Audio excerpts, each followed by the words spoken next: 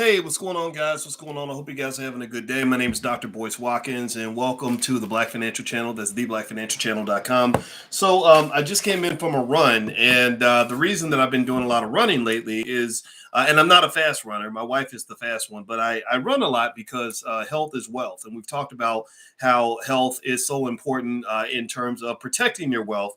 Because if you don't protect your health, then you're going to lose all your wealth trying to go get your health back. Well, there's a story I wanted to read to you guys.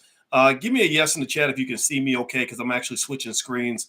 Let me know if you can see me all right, because I'm hopping around. But there's an Alzheimer's drug apparently that is going to cost $26,000 per year, $26,500 to be exact. It's made by a company called Eisai. It's a Japanese company, and it is a drug called Leqembi, which is basically to help Alzheimer's patients. And so they said that most seniors who are eligible for Leqembi will have to pay out of pocket because Medicare has limited coverage to people participating in studies approved by the federal government.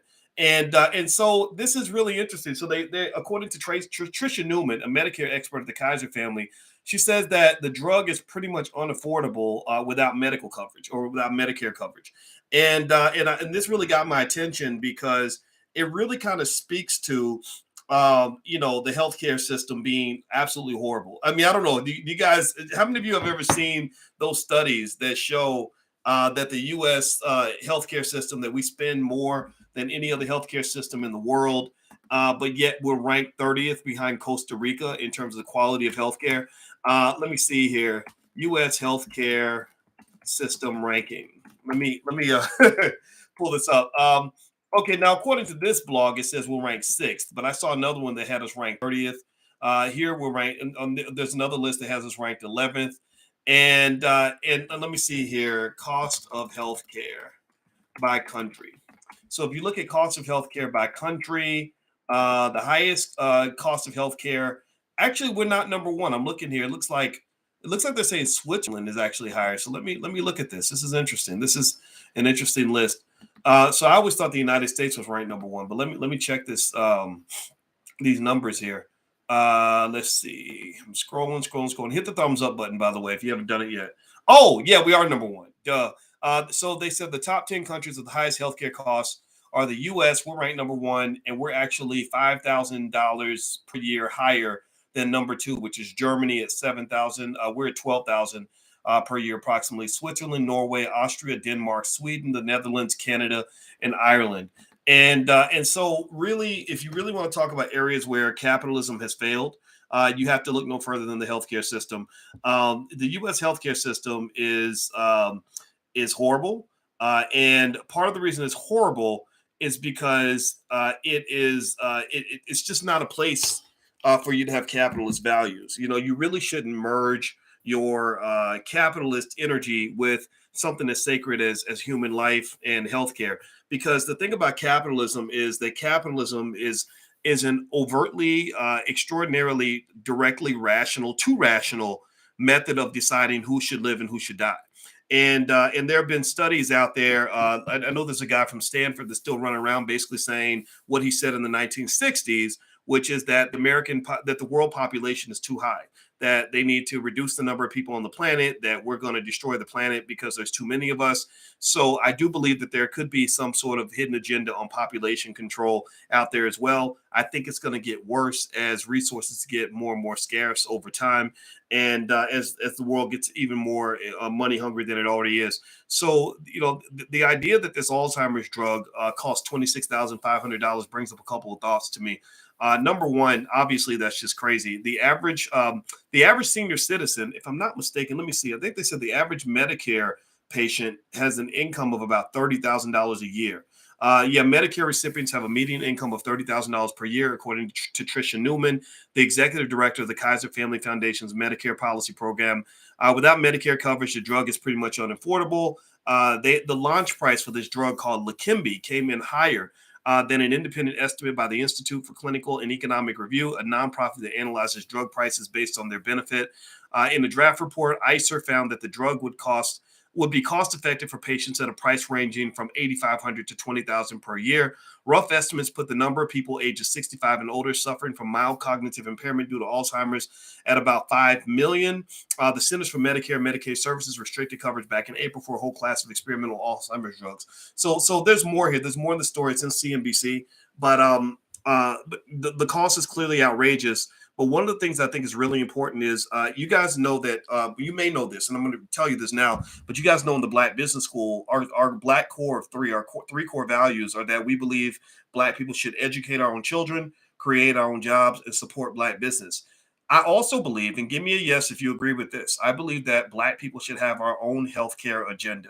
Give me a yes if you believe that Black people should look to each other to understand our healthcare needs as opposed to looking to the government. Give me a yes if you believe that we should have our own healthcare plan with doctors and qualified experts who care about our people, who actually want what's best for us. Give me a yes if that makes sense to you. And I want to ask you all that question because I think we have to be very intentional about this. Here's where I'm going with this. The healthcare system is designed to steal all your wealth. The healthcare system is right up there with student loans when it comes to literally stealing Black wealth. And think about what they do to you. This is interesting. You guys have heard me talk more about health, and that's because I'm taking you on my journey as I'm getting educated about things and conscious of things. I'm sharing this with you. So if I'm a day late and a dollar short, just please forgive me for this, but I want to share this. Think about this. So from the time you're a kid, you are trained to eat all the food that's going to kill you. Anybody grow up? Give me a yes in the chat if you grew up on sugary ass Kool-Aid.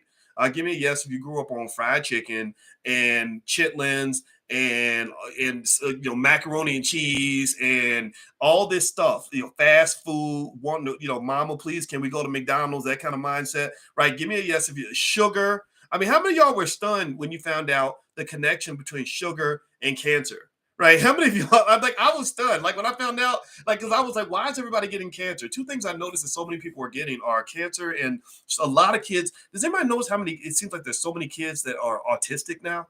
And I'm like, was that always there and we didn't know it, or is this a new thing? So I'm really curious about this. Right. So here's the deal. And I want us to really process this out loud. And as I discover things, I'll bring this to you. I think that the healthcare system is one of those, another one of those economic traps that is set for not just Black people, but really for the American people at large. The healthcare system. So first of all, you're trained to eat the food that's going to kill you. Like if I put a Popeye's chicken in any hood in America, no matter how poor the people are, that Popeye's chicken is going to have a line out the door, around the corner, and down the block and up the street. And most of the people in line to get that Popeye's chicken are people who ain't got no damn business eating that chicken. They got all kinds of ailments. They already got the diabetes. They already got the heart disease. They already got the obesity. They already got a foot in the grave. And everybody got real alarmist when it came time to talk about COVID. But no one sounds the alarm when you're talking about diabetes. Nobody sounds the alarm. I talked to a brother, I forgot his Dr. Charles Rogers, and he said there's an alarming number of Black men dying from colon cancer. When Chadwick Boseman went down, he said, I'm glad that case was made public because there's a lot of Black men that are dying from colon cancer. I got people in my family that have colon cancer. My grandmother died from colon cancer. Give me a yes in the chat if you have a relative that died from cancer. So I'm just saying, here's what I'm saying to you. I believe, and this is what I'm voting for, and I hope you can agree with me. Let me know if this makes sense. I think that as Black people, we got to be real deliberate and real intentional about setting our own healthcare agenda. And I'm going to throw some suggestions in because health is wealth. Again, if you don't have your health, if you lose all your health trying to get your wealth, then you're going to lose your wealth trying to get your health back. The hospitals will eat through all your money and they will leave you broke. You get sick when you get older. All that hard work you put in, that business you built, all that money you put into your home equity, that's going to the nursing home. That's going to the doctors. That's going to the insurance companies. So you've got to think about health if you want to be a wealthy person. I know that that's a lot to think about, but I really want you to process that. And I'm trying to go through this with you. That's why me and my wife just got back from a run just now. Literally, we just finished doing a run. So here's the thing. I'm seeing this happening already in the community. At the All Black National Convention, I saw people that were, that were marketing detoxes and doing healthcare scans, and there's lots of supplements out there that people are taking. And of course, you got to make sure you're aware of the health effects of the things that you're putting in your body, right? You got people like the Queen of Fuas out there that are really gaining traction, and I think that's a wonderful thing because they're not motivated and driven by corporate capitalism. Most of us can agree that a lot of your healthcare ailments that kill Black people are heavily preventable if you change your lifestyle. Can we agree on that? Most of the things that affect Black people are not going to really get resolved by medication because the medication will only manage what's wrong with you. They will manage what's wrong with you so they can keep you alive long enough to suck all the money out of your bank account, and then they let you die like everybody else. But little things like running, exercise, thinking about how much sugar you eat, thinking, walking away from some of the fried foods. I don't think you have to be drastic about it, but little things like that, like getting away from that culture, can make a massive difference in your life, right? So I was just looking at this thing with this drug. I couldn't believe this. This Alzheimer's drug is $26,000 per year, and I even saw something that somewhere that was basically explaining how physical exercise and lifting weights and working out your mind can minimize your chances of getting Alzheimer's. And does anybody think it's weird that the medical profession talks all day about what medications they need you to take, what pills they need you to take, but they don't spend any time telling you how to stay in a position where you don't need the pills, where you don't need the medication, where you don't need the extra surgeries? A lot of that starts with lifestyle. Think about your own family. How many people in your family get up and go running every couple of days? How many people in your family are thinking about what they eat? How many people in your family